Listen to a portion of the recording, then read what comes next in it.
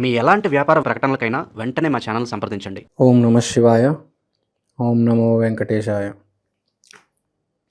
2026 నూతన సంవత్సరం శుభాకాంక్షలు. సంక్రాంతి పండుగ శుభాకాంక్షలు.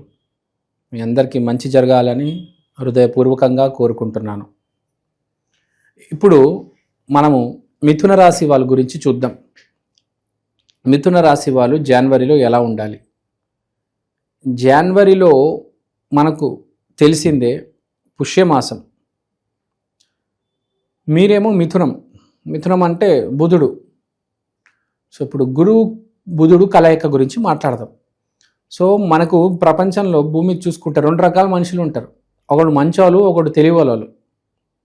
వీళ్ళిద్దరు ఒకరు అవ్వలేరు. ఎందుకంటే మంచోడు తెలివితేటలు ప్రదర్శించలేడు, తెలివివాడు మంచితనం ప్రదర్శించలేడు. ఏదో అప్పుడప్పుడు మంచి పనులు చేస్తాడు, కానీ తెలివివాడైతే ప్రతిసారి మంచిని పట్టుకొని ఊగలేడు. ఎందుకంటే తెలివితేటలు ఉన్నప్పుడు మంచి చెడు 2 పక్కన పెట్టేసి ఏదైతే మనకు ఏ పని చేస్తే డబ్బులు వస్తాయో వాడు ఆ పనే చేస్తాడు. ఆలోచించడు, అరే ఇక్కడ నేను ఇది చేస్తే డబ్బులు పోతాయి అని ఎప్పుడు ఆలోచించడాడు. ఇది చేస్తే డబ్బులు వస్తాయి అంటేనే చేస్తాడు. అది అప్పుడప్పుడు రైట్ అవ్వచ్చు, అది అప్పుడప్పుడు రాంగ్ అవ్వచ్చు. కాబట్టి మనం అర్థం చేసుకోవాల్సింది ఏంటంటే మిథున రాశి వాళ్ళు జనవరి మాసంలో జాగ్రత్తగా ఉండాలి. మెయిన్గా మీ హిడెన్ సీక్రెట్స్ ఎక్స్పోజ్ అవుతాయి. అంటే మీరు ఫిక్స్డ్ డిపాజిట్ పెట్టుకున్నారు బ్యాంక్లో, ఎవరికి చెప్పలేదు. ఇప్పుడు మీ ఆవిడికి తెలిసిపోతుంది, మీ పిల్లలకి తెలిసిపోతుంది. స్టాక్ మార్కెట్లో మీరు ఒక బ్యాంకో అనే షేర్లో డబ్బులు పెట్టారనుకుందాం ఫర్ ఎగ్జాంపుల్. అది బాగా పెరిగింది, బాగా డబ్బులు వచ్చాయి అని అందరికీ తెలిసిపోతుంది. అరే వీడికి డబ్బులు వచ్చాయి, అరే వీడు డబ్బుగలాడు అయిపోయాడు అని తెలిసిపోతాయి. మీరు ఎవరినో మోసం చేశారు, అది అందరికీ తెలిసిపోతుంది. ప్రకృతికి కూడా తెలిసిపోతుంది. మీకు ఏదైనా అక్రమ సంబంధం ఉంది, బయటపడుతుంది. అంటే మీరు ఏదైతే దాపెడదాం అనుకుంటున్నారో అది అందరికీ తెలిసిపోయే అవకాశం ఉంది. జరుగుతుంది, తూచా తప్పకుండా నేను చెప్పడం లేదు. అవకాశం ఉంది, జాగ్రత్త. మీ హిడెన్ సీక్రెట్స్, ప్రతి మనిషికి హిడెన్ సీక్రెట్స్ ఉంటాయి, నాకు ఉంటాయి. నేను చెప్తానేంటి, అలానే మీరు కూడా చెప్తారేంటి, కానీ ఎక్స్పోజ్ అయ్యే ఛాన్స్ ఉంది. చూసుకోండి. వెలుతురు మీ హిడెన్ సీక్రెట్స్లో, మీ అండర్ గ్రౌండ్లో ఆ వెలుతురు పడేసరికి అందరికి కనిపిస్తుంది, అందరు చూస్తారు. సో ఒక అర్థం చేసుకోవాల్సింది ఏంటంటే పుష్యమాసం జనవరిలో కొంచెం జాగ్రత్త. మీరు గనక మీ తెలివితేటలు వాడి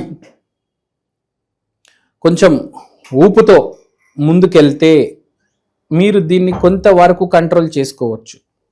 ఎవడుకుంటుందండి అన్నీ చెప్పేయాలని కదా, అన్నీ చెప్తారు ఎవరైనా. కొన్ని దాయాలు కదా, ఎవరైనా కానీ కొన్ని దాయాల్సి వస్తుంది, కొన్ని కాపాడుకోవాల్సి వస్తుంది. ఇప్పుడు నాకు ఈ ఆస్తి ఉంది, పత్రాలు అందరికి చూపించుకుంటూ తిరుగుతానా ఏంటి? ఆస్తి పత్రాలు బీరువాలో ఉంటే బాగుంటుంది కదా. ఆస్తి పత్రాలు వాట్సాప్లో షేర్ చేస్తామా ఏంటి అందరికీ? చెప్పండి కదా. కొన్ని వస్తువులు దాపెడితేనే బాగుంటుంది. ఇప్పుడు మనకు చెప్పింది అదే 8వ ఇల్లు, హిడెన్ థింగ్స్, హిడెన్ ఆస్పెక్ట్స్. దాని మీద వెలుతురు పడుతుంది. కొంచెం ఇబ్బంది కదా ఎవరికైనా. ఏదో తప్పు చేసి ఉన్నారు, వేలెత్తి చూపిస్తున్నారు, మీకు ఇబ్బంది ఉండదా? మీ పరువు ప్రఖ్యాతులు ఏమవుతాయి? దానివల్ల మీకు ఆర్థికంగా, వివాహపరంగా, ఆరోగ్యపరంగా కూడా దెబ్బ తగలొచ్చు కదా. ఇప్పుడు మెయిన్గా ఇక్కడ ఈసారి ఇది మీ హిడెన్ ఆస్పెక్ట్స్ గురించి చెప్పాను. ఇప్పుడు రిలేషన్షిప్ గురించి మాట్లాడదాం. ఆరోగ్యం చాలా బాగుంటుంది. మీరు న్యూ ఇయర్ రెజల్యూషన్ తీసుకొని జిమ్ జాయిన్ అవ్వడం, ఏరోబిక్స్ జాయిన్ అవ్వడం, జుంబా చేయడం, ఫిట్నెస్ డ్యాన్స్ చేయడం, లేకపోతే కమర్షియల్ డ్యాన్స్ స్టెప్పులు వేయడం, ఇలాంటివి రకరకాలు చేస్తారు. అంటే హెల్త్ కోసం మీరు క్రికెట్ ఆడొచ్చు, జంపింగ్ చేయొచ్చు, స్కిప్పింగ్ చేయొచ్చు. హెల్త్ మీద ఎంతో కొంత కాన్సన్ట్రేట్ ఉంటుంది. ఏమీ లేకపోయినా కనీసం వాకింగ్ అయినా చేస్తారు. అంటే మీ ఆర్థిక స్థితి బట్టి, మీ జాతకం బట్టి మీకు ఎంత అప్రోచ్ ఉంటే మీరు అంత ఈ ఫిజికల్ యాక్టివిటీస్ ఎక్స్ప్లోర్ చేస్తారు. అన్ని రకాల సప్లిమెంట్స్ తీసుకుంటారు, మల్టీవిటమిన్స్ తీసుకుంటారు. ఆల్ ఓవర్ హెల్త్ అనేది బాగా గట్టిగా ఫోకస్ చేస్తారు. ఆరోగ్యం బాగుంది. ఆర్థికంగా మాట్లాడదాం. ముందే మాట్లాడుకున్నాం మనం. మీరు ఆర్థికంగా కొంచెం ఎదగాలంటే తెలివితేటలు వాడాలి, మంచి చెడుని పక్కన పెట్టాలి. కానీ నేను చెప్పేది ఏంటంటే 10 రూపాయలు పోయినా పర్లేదు, మంచికి మనము కలిసి ఉన్నాము, మంచిది పట్టుకుని ఉన్నాము. కానీ మీ జాతకం మిథున రాశి ఏంటంటే మంచి చెడు చూడదన్నమాట, డబ్బునే చూస్తుంది. మిథున రాశి అంటే డబ్బు, మంచి చెడు చూడదు. అలా అని చెప్పి మీరు అందరినీ కాల్ చేసి పీకేసి రక్కేయరు. కానీ అప్పుడప్పుడు నేను చెప్పేది ఏంటంటే ప్రకృతి గురించి కూడా ఆలోచించాలి, మనుషుల గురించి కూడా ఆలోచించాలి.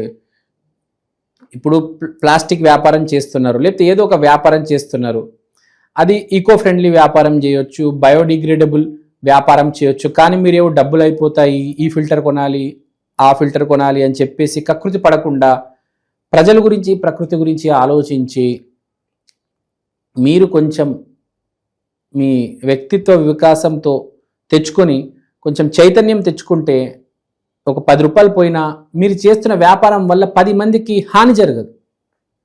మీకు డబ్బులు వస్తున్నాయండి, డబ్బులు బాగానే కనిపిస్తున్నాయి, బుధుడు మంచి ఫామ్లో ఉన్నాడు, మీకు వ్యాపారం బాగా నడుస్తుంది. వ్యాపారం అంటే బుధుడు, బుధుడు అంటే వ్యాపారం.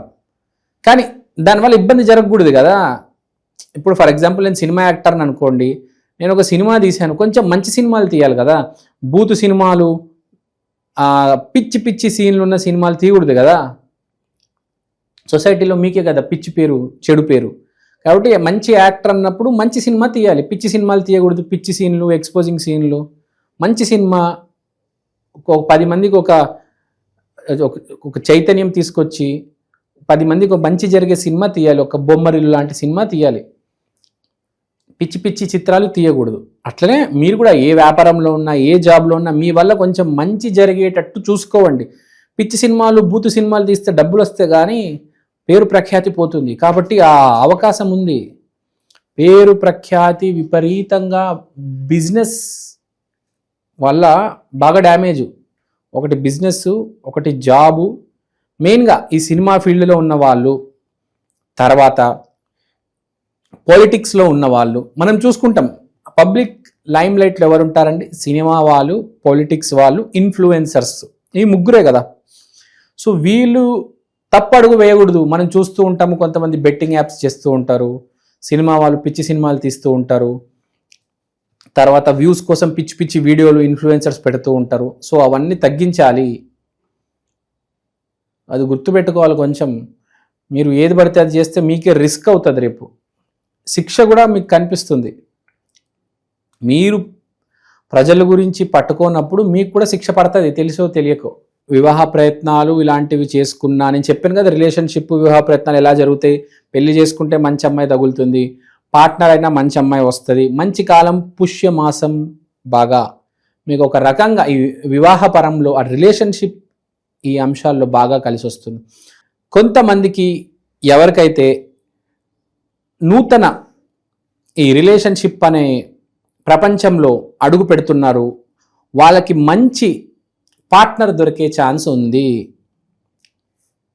ఎస్పెషల్గా ఈ డాక్టర్స్, ఇంజనీర్స్కి ఈ ప్రయత్నాలు తరచుగా జరుగుతూ ఉంటాయి, కొత్త పార్ట్నర్ కోసం వెతుకుతూ ఉంటారు. వాళ్ళకి ఈసారి మంచి అమ్మాయి తగిలే ఛాన్స్ ఉంది.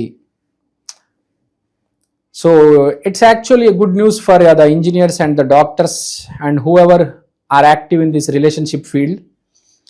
So let's go ahead. Relationship అయిపోయింది. ఆరోగ్యం, ఆర్థికంగా బయటికి వెళ్ళేటప్పుడు హెల్మెట్ వేసుకొని తిరగండి. కానిస్టేబుల్ మిమ్మల్నే పట్టుకునే అవకాశం ఉంది, ముందే చెప్తున్నాను. మీరు తప్పు చేస్తే మీరు దొరికిపోతారు ఈసారి జనవరి మాసంలో, పుష్యమాసంలో. అండ్ మోస్ట్ ఇంపార్టెంట్ పాయింట్, మీ భార్య దగ్గర ఏది దాయవద్దు. మీరు దాస్తే మీకే ప్రాబ్లం వస్తుంది. 2026 మన ప్రతి ఒక్కరి జాతకం మన పార్ట్నర్, మన వైఫ్ అంటే స్పౌస్ వాళ్ళ మీద ఆధారపడి ఉంది. కాబట్టి భార్య దగ్గర ఏది దాయవద్దు. ఏదున్నా భార్యకి నిజం చెప్పేయండి. ఆమెకి డబ్బులు కావాలంటే డబ్బులు ఇవ్వండి, నా దగ్గర లేవు అని అబద్ధాలు చెప్పొద్దు. ఈ పిచ్చి అలవాట్లు ఉంటే మానేసుకోవండి. మీరు కొంచెం జాగ్రత్తగా ఉండాలి. జనవరి మాసంలో బాగానే ఉంది, 2026 చాలా బాగుంది. జనవరి మాసం కొంచెం జాగ్రత్తగా ఉండాలి, ఏ హాని లేదు. కానీ మీరు తప్పు చేయొద్దు, అంతే. తప్పు చేసి మీ మీదకి తెచ్చుకోవద్దు. మీరు సరైన మనిషి, ధర్మ మార్గంలో ఉన్నారు, కర్మ సరిగ్గా చేస్తున్నారు అంటే మీకు ఏ ప్రాబ్లం రాదు. సరే, ఎంతో కొద్దిగా అలజడి కనిపిస్తుంది కాబట్టి చిన్న రెమెడీ చెప్తాను, చేసుకోండి. మిథున రాశి అంటే వెంకటేశ్వర స్వామి. మీరు ఏం చేస్తారంటే, ఏ మంచి టీటీడీ టెంపుల్, మీ ఇంటి దగ్గర ఉన్న టీటీడీ టెంపుల్ చూసుకొని ఒకసారి వెళ్ళిరండి, సాష్టాంగ నమస్కారం చేయండి. ఏమైనా తప్పు చేసి ఉంటే నేను తప్పు చేశాను అని చెప్పండి. అక్కడ నేను అపాలజీ అడుగుతున్నాను, నన్ను క్షమించమని అడుగుతున్నాను అని ఒక్కసారి చెప్పేయండి, చెప్పి మారిపోవండి. That's enough. I hope you all do well. Thank you అండి, థ్యాంక్ యూ సో మచ్. అందరు బాగుండాలి, అందులో మీరు ఉండాలి. శ్రీమాత్రే నమః.